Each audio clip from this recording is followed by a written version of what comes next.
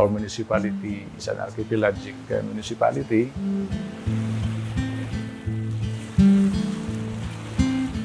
Primarily, the livelihood of our people depend on fishing.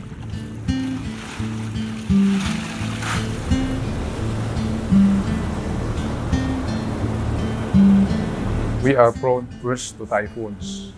And typhoons, may kasama yung storm surge. Dami siyang mga dala na other hazards.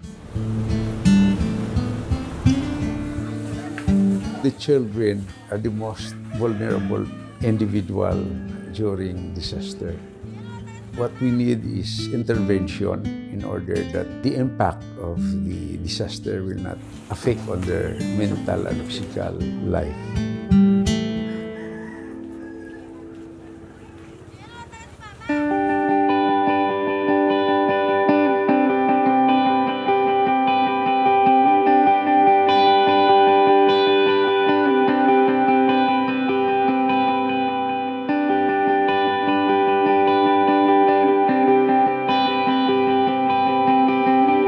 Para po sa akin yung Child Center DRR, ito po yung nagbibigay ng importansya at boses sa mga kabataan po. Lalo na po pag may mga sakuna, disaster o kalamidad.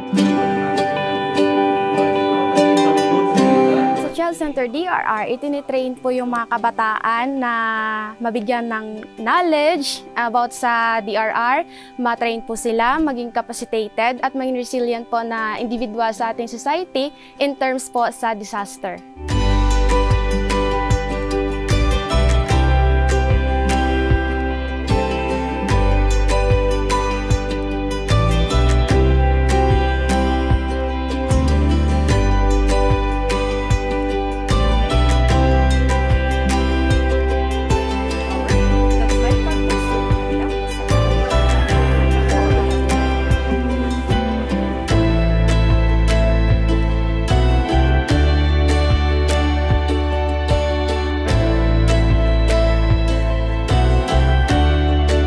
Ang daming opportunities, daming benefits, daming advantages ang na-implement na child-centered disaster risk reduction sa munisipyo ng Carles.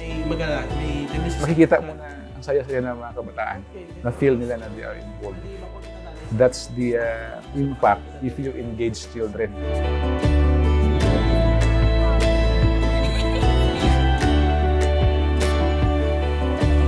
We're very thankful that UNICEF provided for a very important support. Kung tanungin mo actually sila in terms of speaking for themselves, doon kami proud na hindi sila natatakot to speak their minds at hindi sila natatakot sabihin kung ano sa palagay nila yung tama for them. Namulat po yung community na nakita po nila yung capacity ng mga kabataan na ay pag binigyan pala sila ng boses, ng oras na makapagsalita, marami po pala silang nakikita na hindi nakikita ng mga matatanda na talaga naman palang kinakailangan na ikonsidera sa panahon ng mga sakuna.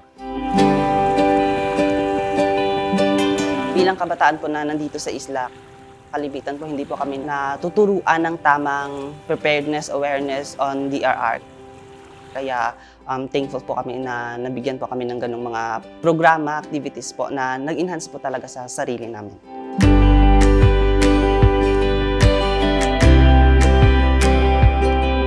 Na-empowered kami at dahil po sa mga activities na yon, mas naging responsible, mas naging may alam dahil po sa tulong ng UNICEF at sa tulong po ng Teach DRR Project.